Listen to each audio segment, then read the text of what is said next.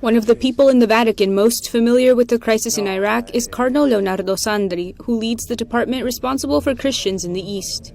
He thinks the Pope's visit to Iraq in March will mainly be a gesture toward Christians in the region who have suffered so much these last years. In 2014, ISIS military men drove out thousands of Christians from their lands and burned down their houses. Very few have had the courage to return. Ha quedado desmantelada. The Christian presence has been almost completely dismantled, with so many who have fled Iraq and are now on the outside. Estimates show that in 2003 there were 1.4 million Christians in Iraq. Now, only about 150,000 remain.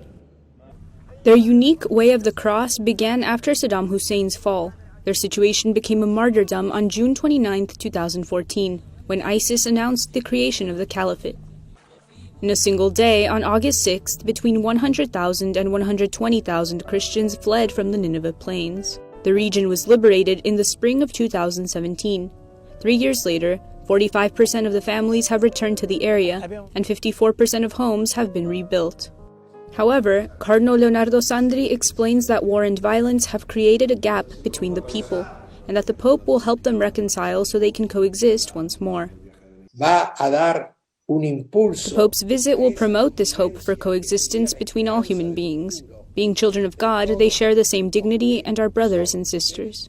Iraq is a Muslim country, and the Pope will undoubtedly meet with representatives of Islam. A possible meeting with leader Ali al-Sistani in Karbala, a holy city for Shiites, would be particularly significant. No lo ha excluido el Papa nunca. The Pope has never excluded encounters with Islam and its representatives on any of his trips. In Iraq, home to Shiites and Sunnis, al-Sistani, the great Shiite leader venerated by the faithful, and the holy place of Karbala aren't on the agenda, but we never know until the last minute how this flexible schedule could change closer to the date. Preparations for the trip are in progress. For now, the Vatican spokesman says that from March 5th to 8th, Pope Francis will visit Baghdad, the capital, in the land of Abraham, Mosul and Karakosh, the cities from which persecuted Christians fled, and Erbil, where they took refuge.